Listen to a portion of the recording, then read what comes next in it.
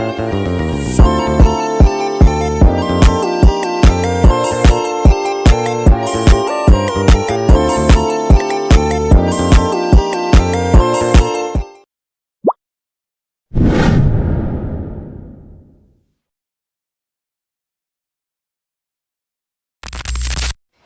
teman-teman, selamat pagi. Perkenalkan, nama saya Beatrice Rizky Suci Alta, NPM 241034552. Saya mahasiswa dari Universitas Katolik Indonesia Santo Paulus Ruteng, Fakultas Keguruan dan Ilmu Pendidikan, Program Studi Pendidikan Guru Sekolah Dasar. Pada video kali ini, saya akan menjelaskan tentang teori kognitif. Teori kognitif adalah bagaimana otakmu berpikir dan belajar.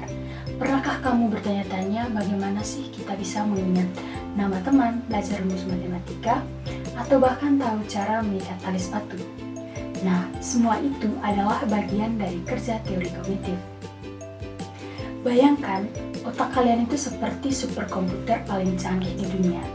Teori kognitif adalah ilmu yang mempelajari bagaimana superkomputer ini menerima informasi, seperti saat kamu melihat gambar atau mendengar cerita. Yang kedua, mengolah informasi. Otakmu menganalisis, mengelompokkan, dan menghubungkan informasi itu dengan apa yang sudah kamu tahu. Yang berikut menyimpan informasi, disimpan di hard drive otakmu alias memori agar bisa dipakai lagi nanti. Yang berikut mengambil informasi. Saat kamu butuh, otakmu bisa menarik kembali informasi yang sudah disimpan itu. Nah, intinya teman-teman, teori kognitif bilang kalau kita bukan robot pasif yang coba menerima perintahnya. Namun sebaliknya, kita adalah pembangunan aktif pengetahuan kita sendiri. Kita terus-menerus mengkonstruksi pemahaman kita tentang dunia berdasarkan pengalaman dan interaksi. Nah, para ahli seperti Jean Piaget melihat bagaimana anak-anak tumbuh pemahamannya melalui tahapan-tahapan dari yang coba bisa memegang benda sampai bisa berpikir abstrak. Lalu ada Lev Vygotsky yang bilang, jangan lupakan teman dan lingkungan.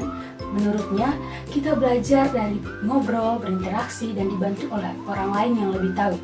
Nah, contoh konkret dari teori kognitif dalam keseharian kita.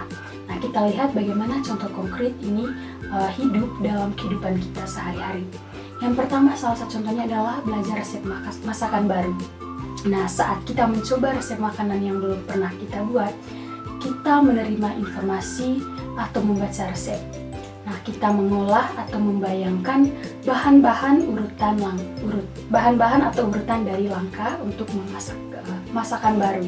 Yang pertama itu mungkin kita bisa mencoba dan melakukan kesalahan. Misalnya masakan yang kita masak itu mungkin kebanyakan garam. Nah, saat itu terjadi bagaimana otak kita belajar dan memperbaiki skema resep kita. Nah, lain kali kita akan ingat untuk tidak terlalu banyak menaruh garam. Ini adalah proses belajar aktif, memahami lelucon atau metafora. Nah, ketika seseorang melontarkan lelucon atau menggunakan peribahasa seperti air susu dibalas air tuba. Nah, kita tidak hanya mendengar kata-katanya, otak kita juga mengolahnya, mencari makna tersembunyi, dan menghubungkan dengan pengalaman atau pengetahuan kita tentang dunia. Kalau kita berhasil tertawa atau paham maknanya, berarti proses kognitif berjalan dengan lancar. Yang berikut contoh konkret yang kedua adalah memilih baju di pagi hari. Ini kelihatannya sepele tapi melibatkan kognitif. Nah, kita bisa melihat cuaca atau menerima informasi, lalu otak kita mengolah informasi itu dengan pengetahuan tentang pakaian yang cocok untuk musim panas, hujan, atau dingin. Nah, kita juga mempertimbangkan acara hari itu. Lalu kita mengambil keputusan baju apa yang kita pakai.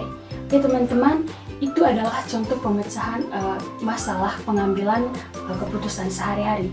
Jadi setiap kita atau kalian berpikir atau mengingat maupun belajar atau bahkan hanya merasakan sesuatu, otak kita sedang bekerja keras dengan prinsip-prinsip teori kognitif ini. Menarik bukan? Nah, oke teman-teman, sekian video penjelasan dari saya. Terima kasih telah menonton. Sampai jumpa di video selanjutnya. Bye-bye.